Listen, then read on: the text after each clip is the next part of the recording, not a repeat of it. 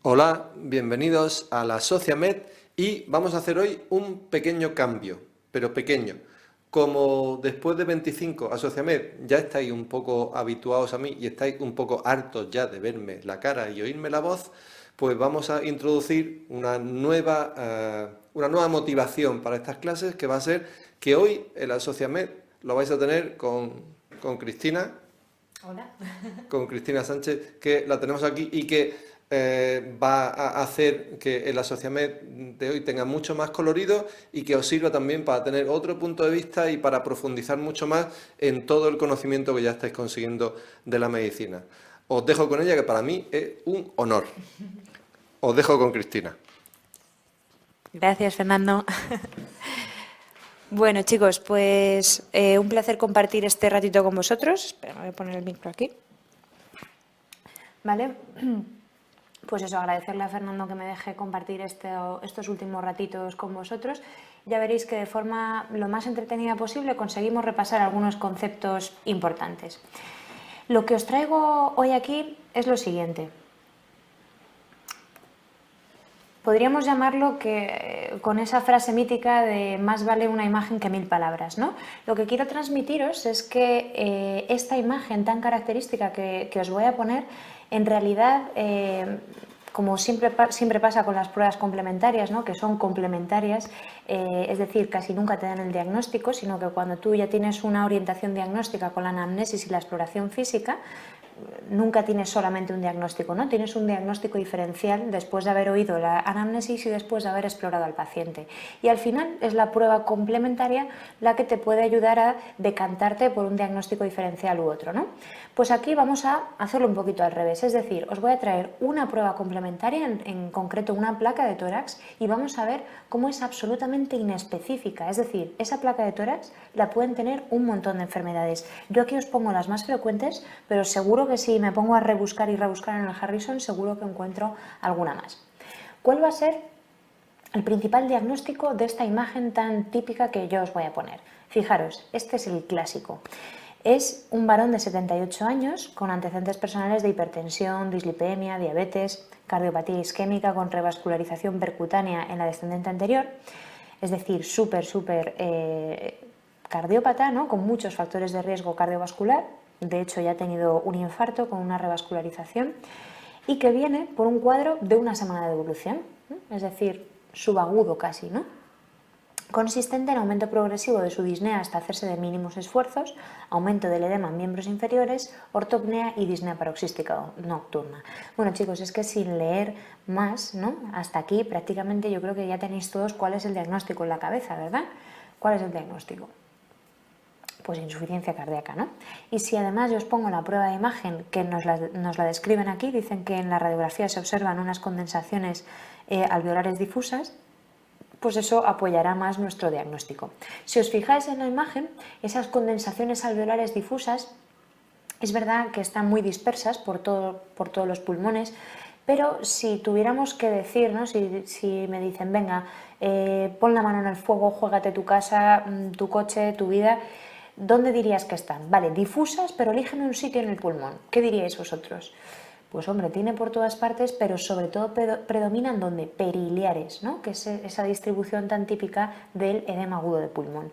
Pero en realidad, chicos, lo que os quiero transmitir es que esta imagen se puede ver en absolutamente muchísimas enfermedades, ¿vale?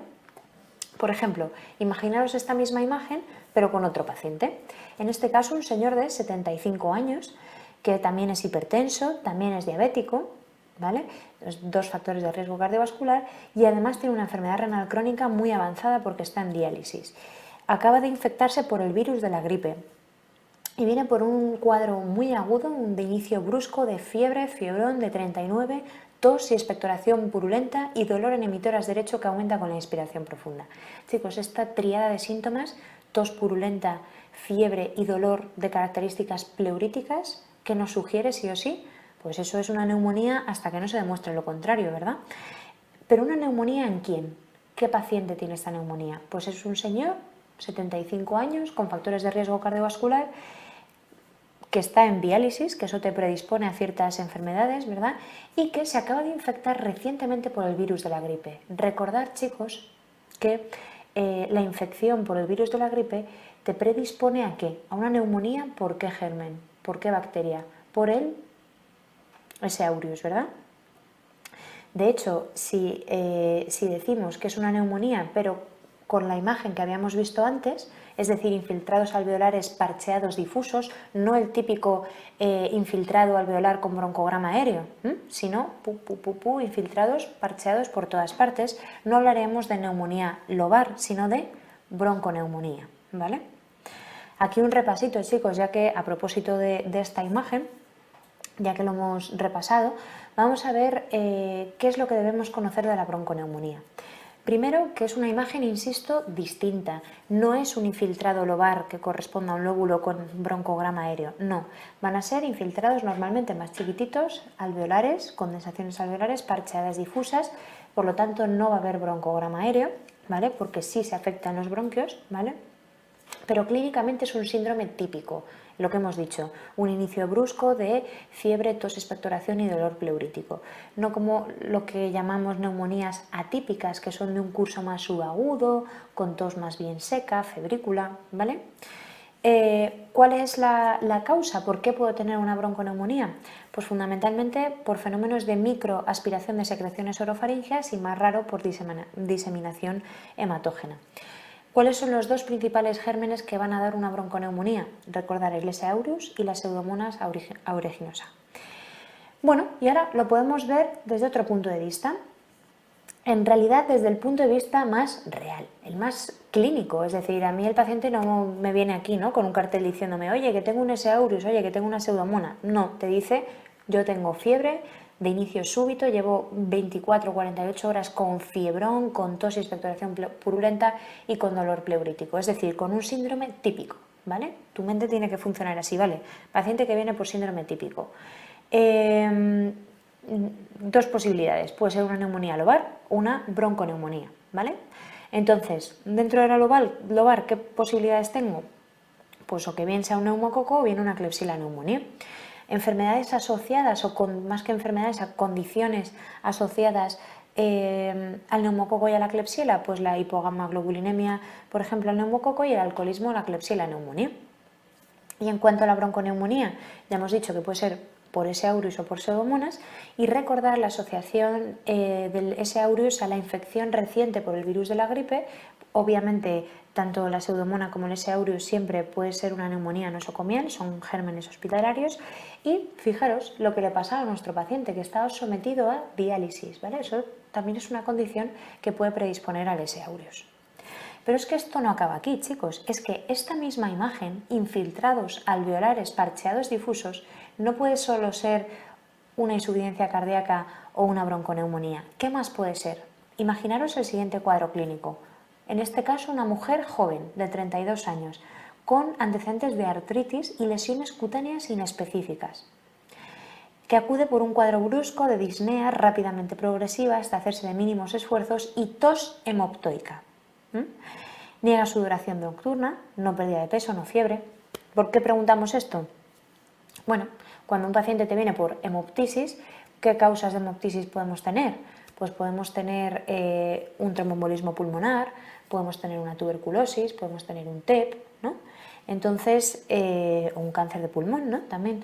Entonces hacemos estas preguntas de síndrome constitucional, de tuberculosis, ¿no?, pero el paciente parece que no cuenta el cuadro clínico típico. En la exploración física, tendencia a la hipertensión, 170-80, nada demasiado descabellado, no es una crisis hipertensiva, pero jolín, es una chica de 32 años con un poquito de hipertensión, es raro. Y edemas generalizados. ¿Será una insuficiencia cardíaca? Analíticamente, o un edema agudo de pulmón hipertensivo. Analíticamente, la paciente tiene anemia, una hemoglobina de 8, con volumen corpuscular normal, así como una creatinina de 3,5, con un filtrado de 20 mililitros minuto, y en el sedimento urinario proteinuria en rango no nefrótico y hematuria. Vale, es mucha información. Vamos a ver si somos capaces de seleccionar la información más importante. Yo he subrayado estas cosas, chicos. Me parece que lo más importante es quién es esta paciente. Es una mujer joven que no tenemos ni idea de lo que tiene, pero tiene un antecedente por ahí de artritis y lesiones cutáneas inespecíficas. Bueno, viene por disnea brusca y rápidamente progresiva, hemoptisis, y además tiene hipertensión, edemas, se le ha ido el riñón a la porra totalmente, proteinuria y hematuria.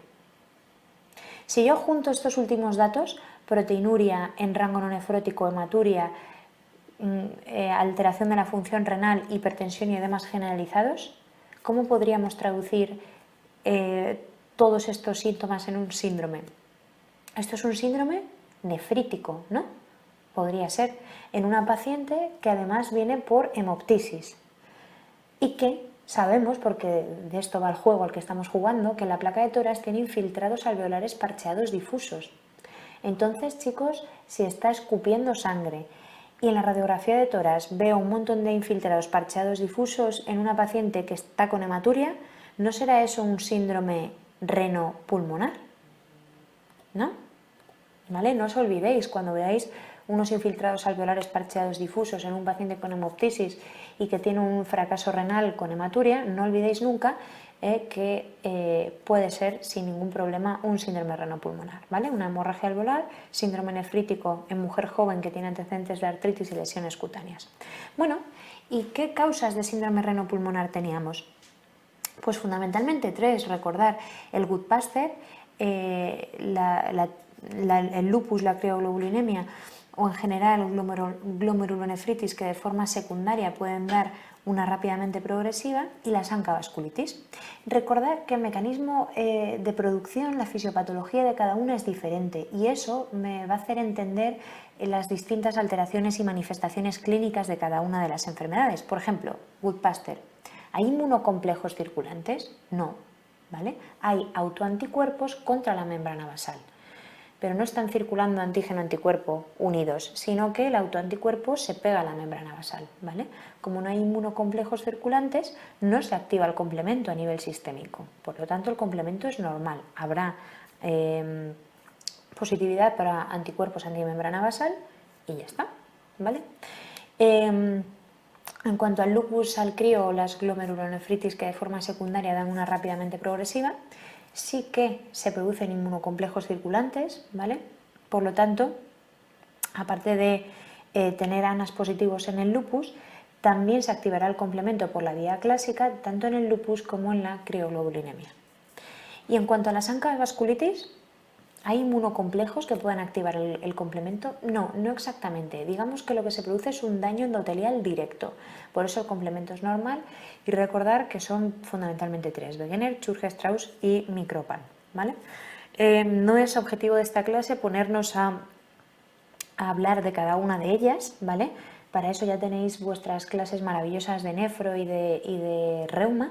Mi objetivo es simplemente que recordéis, ¿vale?, que dentro del diagnóstico diferencial de los infiltrados alveolares parcheados difusos están estas enfermedades también, sobre todo cuando viene con hemoptisis y con hematuria dentro de un síndrome nefrítico. Y es que esto da para más, chicos. ¿Es posible que haya más patologías con esta imagen radiológica? ¿Qué pensáis? Pues que ya se nos van agotando las ideas, ¿no? Pero si hacéis un esfuerzo seguro que recordáis alguna más. Esta a lo mejor no habíais caído en ella, pero bueno, vamos a comentarla.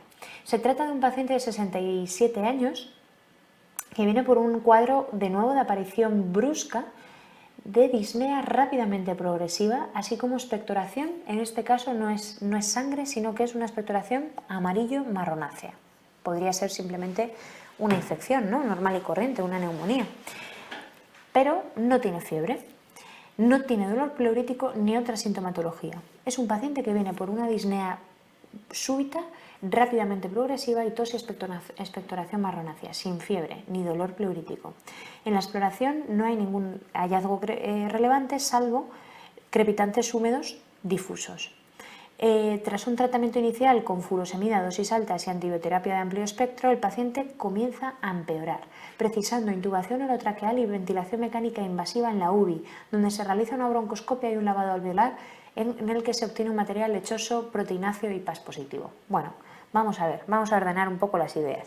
Aquí, el pobre médico de la urgencia o de la planta o quien sea, pues pensó lo que habríamos pensado todos, pobrecillo mío. Bueno, pues es un paciente que se ahoga y que tiene tos y expectoración fea y que, bueno, pues que está desaturado, crepita, y veo en la placa infiltrados alveolares parcheados difusos. Pues blanco y en botella, no me complico más la vida.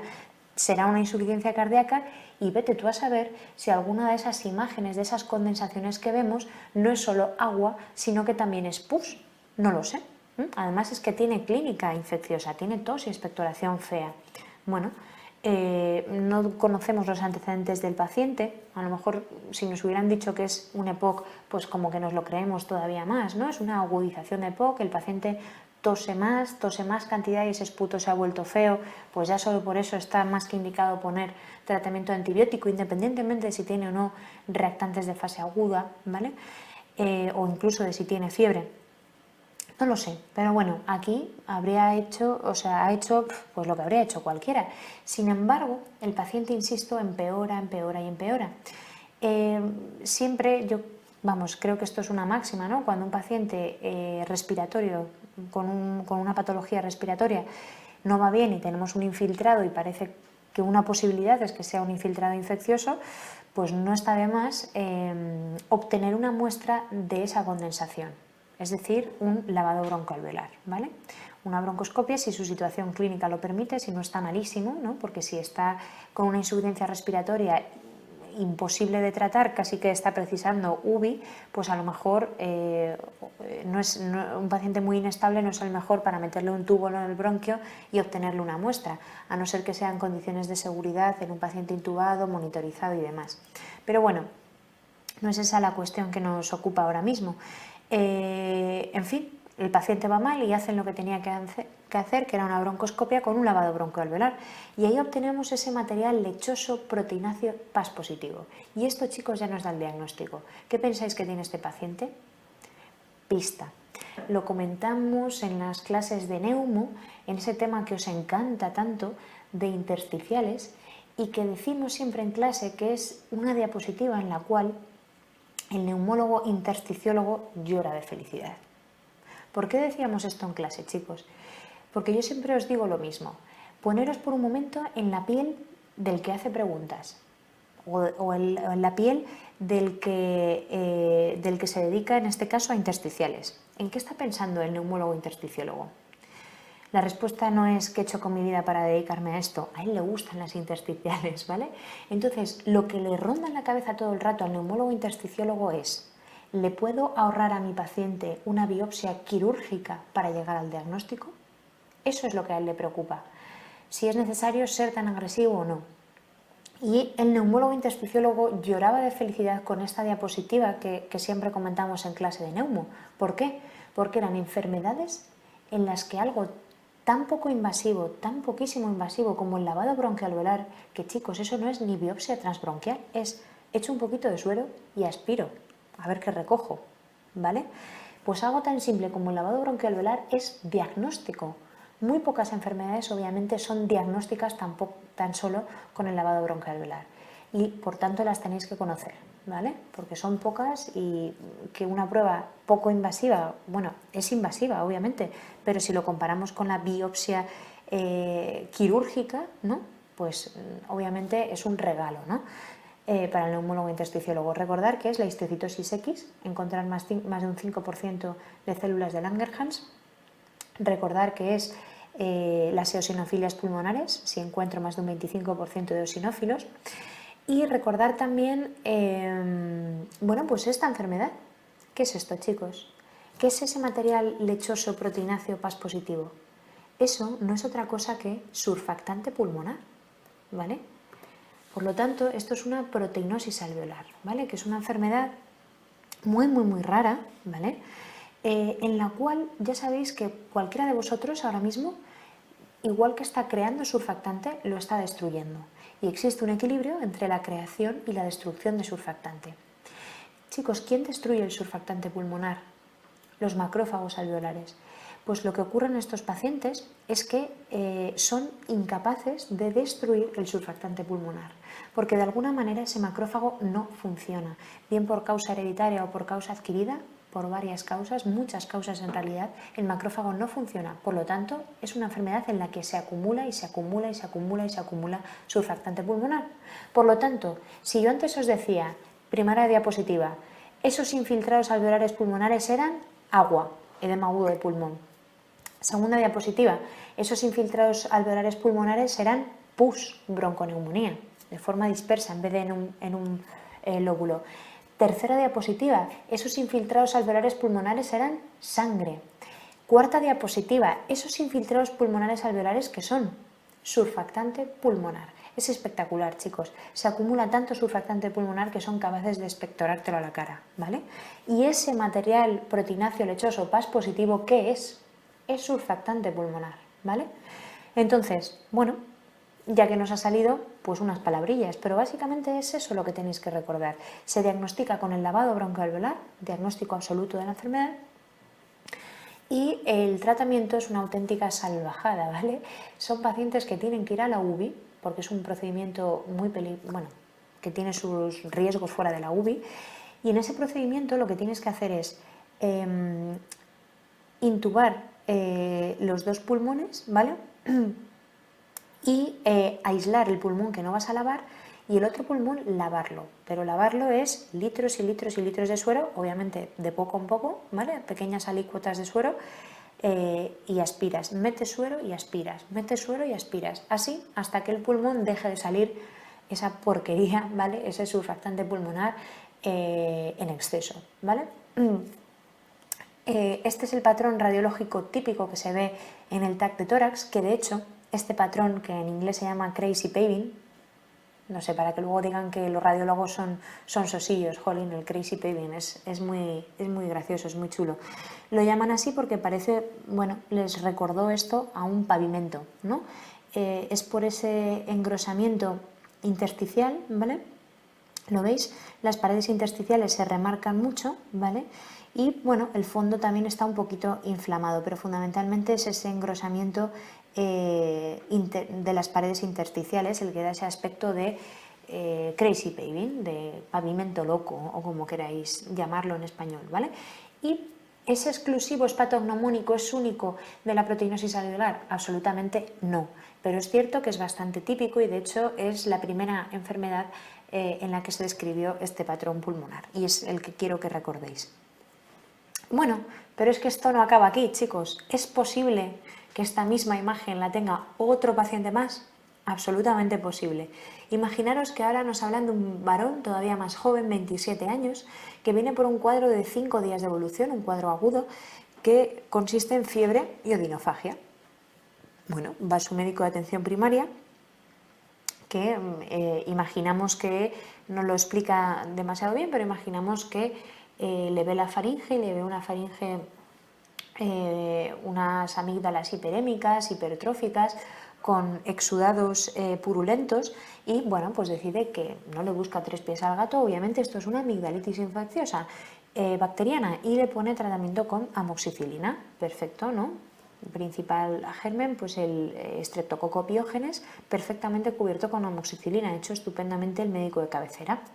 Sin embargo, el paciente no va bien, ¿vale? Empieza a tener incluso más sintomatología, ya no solo a nivel orofaringio, sino que el paciente empieza con disnea, con tos y expectoración. ¿Qué puede estar pasando? Obviamente, chicos, seguimos jugando al mismo juego, es decir, a este paciente le hago una placa de tórax y en la placa de tórax veo esos infiltrados alveolares parcheados difusos.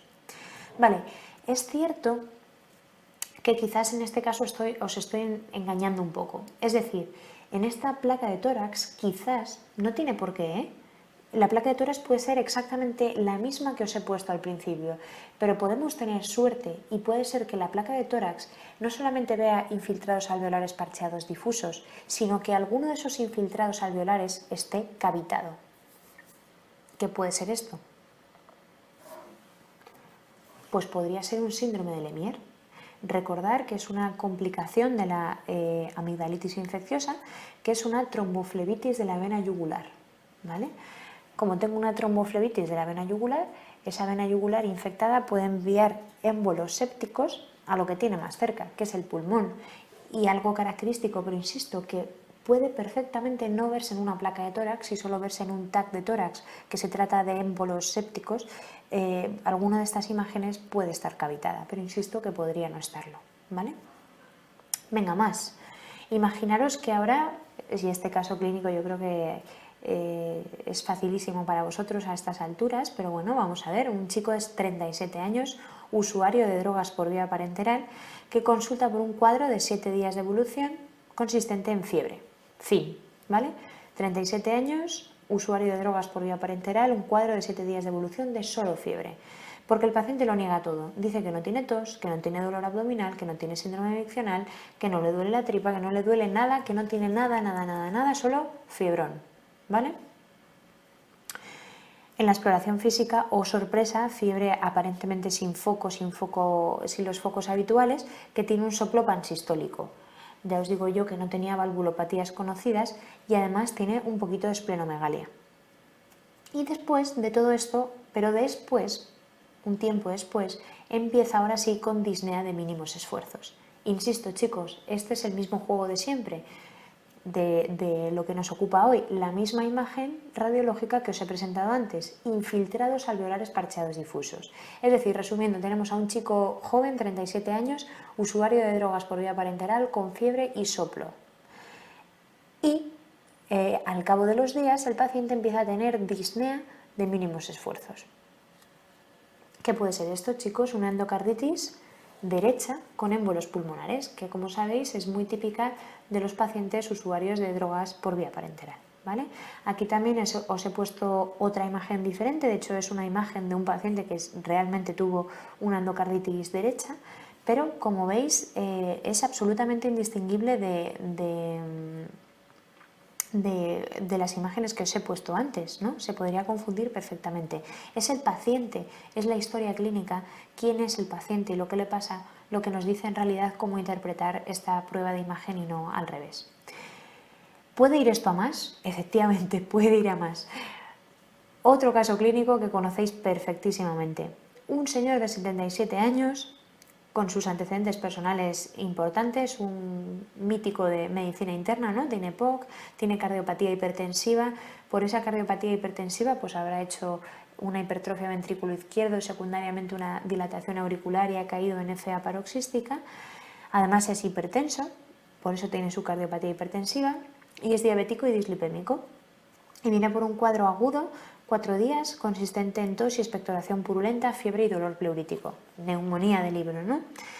Pero en la radiografía de tórax efectivamente viene un paciente POC con clínica de neumonía y en la placa de tórax confirmo que tiene un infiltrado en el lóbulo medio derecho, pues se acabó, esto es una neumonía. Pero el paciente, a pesar de un tratamiento correcto, le ponen una antibioterapia bien puesta para una neumonía adquirida en la comunidad, que sí va a ingresar, por ejemplo le ponen betalactámico más macrólido, ceftriaxona y acitro, por ejemplo, pero a pesar de eso el paciente va mal, evoluciona mal. Concretamente, a pesar de que sigue con fiebre y los reactantes de fase aguda siguen aumentando, a pesar de eso, lo que más llama la atención es que el paciente cada vez tiene más y más requerimientos de oxígeno y el paciente aún así está hipoxémico. Es decir, le ponen gafas nasales de alto flujo, ¿vale? Que es lo de GNAF, ¿vale? Que son como las gafitas nasales, pero como su propio nombre indica, pueden dar mucho más flujo, incluso 40, 50, 60 litros por minuto, puede dar muchísimo flujo. A pesar de eso está malo, es decir, malo quiere decir que sigue con la insuficiencia respiratoria, se progresa a una ventilación mecánica no invasiva y sigue estando hipoxémico. Por esa razón se decide intubar y conectar a ventilación mecánica invasiva. Si le ponemos nombre y apellidos a esto, ¿cómo lo llamaríamos? Es decir, insisto chicos, es el mismo juego de siempre. Este paciente que tenía una neumonía en el lóbulo medio derecho, que a pesar de un tratamiento antibiótico empírico bien adecuado, a pesar de haber hecho las cosas bien, va mal. ¿Va mal en qué sentido? La insuficiencia respiratoria. Es decir, que se nos ha convertido en un paciente con una neumonía en el lóbulo medio derecho a un paciente con una insuficiencia respiratoria refractaria a la oxigenoterapia y que ahora tiene infiltrados alveolares parcheados difusos. ¿Cómo llamaríamos a esto? Yo diría que podríamos estar en un síndrome de distrés respiratorio agudo del adulto, ¿vale? Recordar, de hecho aquí os pongo de nuevo otra imagen, que es cierto que aunque puede cursar con infiltrados alveolares parcheados difusos, es cierto también que esos infiltrados van a tener una distribución más bien periliar. Y diréis, ¿como la insuficiencia cardíaca, como en el edema agudo de pulmón? Exactamente, como el edema agudo de pulmón. De hecho, chicos, os recuerdo que es lo mismo, ¿no? De hecho, el síndrome de distrés respiratorio agudo del adulto es un edema agudo de pulmón, pero de causa no cardiogénica. ¿Qué es el edema agudo de pulmón? Que los alveolos se me llenan de agua, ¿no? Es un ultrafiltrado de los capilares porque los capilares están a reventar de presión. Pero eso es el edema agudo de pulmón cardiogénico. Este edema agudo de pulmón que no es cardiogénico, el resultado es exactamente el mismo, es decir, mis alveolos están llenos de agua, pero no es por causa cardiogénica. No es porque haya un aumento de presión retrógrado que haga que mis capilares pulmonares estén a reventar de presión hidrostática y que eso haga que el líquido se extravase al intersticio y después al alveolo. Aquí hay una alteración en la permeabilidad de la membrana alveolo capilar por otra razón. Pueden ser múltiples razones, como sabéis, en este caso es una sepsis, ¿vale? Entonces, bueno, simplemente recordaros algo que es muy preguntable, que es la definición. ¿Qué criterios necesito para hablar de un síndrome de estrés respiratorio? Pues necesito una patología desencadenante, en este caso sería la sepsis respiratoria, aunque puede ser cualquier tipo de sepsis, infiltrados alveolares bilaterales, parcheados difusos, descartar el edema agudo de pulmón cardiogénico, que solo haré con una presión de enclavamiento pulmonar que tiene que ser normal, si está elevada, mayor de 15, me quiere decir que ese aumento de permeabilidad en los capilares pulmonares es por causa cardíaca, y una PAFI, es decir, un cociente PaO2-FiO2 mayor de 200.